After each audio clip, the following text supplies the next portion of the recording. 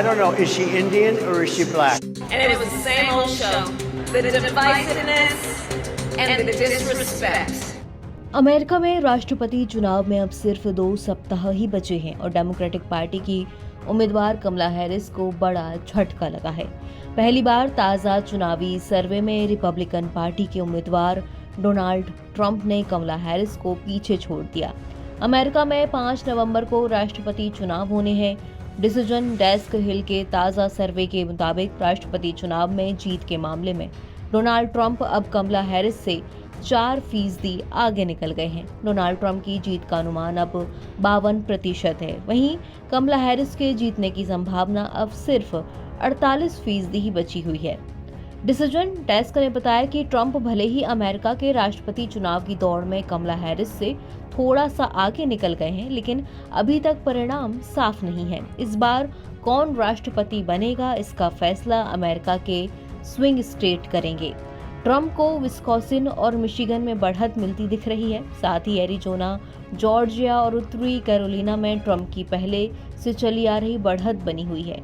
हालांकि 7 चुनावी राज्यों Nevada, Arizona, Georgia, North Carolina, Pennsylvania, Michigan और विस्कॉन्सिन में चुनावी परिणाम कुछ भी हो सकता है। माना जा रहा है कि ये राज्य ही फैसला करेंगे कि किसे जीत के लिए 270 वोट मिलते हैं।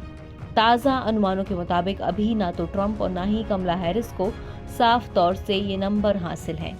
कमला हैरिस के नाम के ऐलान से पहले ट्रंप लगातार सर्वेक्षण में बाइडेन पर बढ़त बनाए हुए थे, लेकिन अब लोगों का नजरिया बदल रहा है। इस बीच सीनियर भारतीय अमेरिकी नेता स्वदेश चटर्जी ने कहा कि अमेरिका में रह रहा भारतीय समुदाय 5 नवंबर को होने वाले चुनाव में उपराष्ट्रपति कमला हैरिस को वोट देने से हिचकिचा रहा है, क्योंकि सेनेटर या कैलिफोर्निया के अटॉर्नी जनरल के तौर पर अपनी पिछली भूमिकाओं में हैरिस ने भारतीय समुदाय के बीच अपना जनाधार विकसित नहीं किया।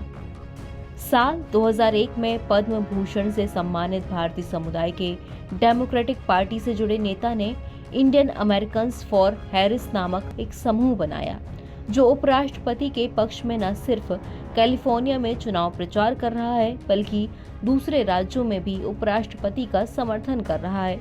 चटर्जी ने स्वीकार किया कि भारतीय अमेरिकी समुदाय उन्हें भारी मत देने से हिचकिचा रहा है, क्योंकि वो उन्हें अच्छी तरह से नहीं जानते। उन्होंने कहा कि कैलिफोर्निया के अटॉर्नी जनरल के तौर पर हैरिस ने भारतीय अमेरिकी समुदाय में अपना जनाधार नहीं बनाया और सेनेटर के तौर पर वो समुदाय की किसी भी बैठक या उनके किसी भी कार्यक्रम का हिस्सा नहीं बनी है। तो हाल ही के सर्वे से साफ है कि वोटिंग के नजदीक आते आते डोनाल्ड ट्रंप की वेव अमेरिकियों के बीच ज्यादा प्रभावशाली हो गई है और हैरिस का मैजिक फीका पड़ता दिख रहा है, खासकर भारतीयों के बीच, जबकि हैरिस खुद भारतीय मूल से मानी जाती हैं। एनबीटी ऑनलाइन की रिपोर्ट।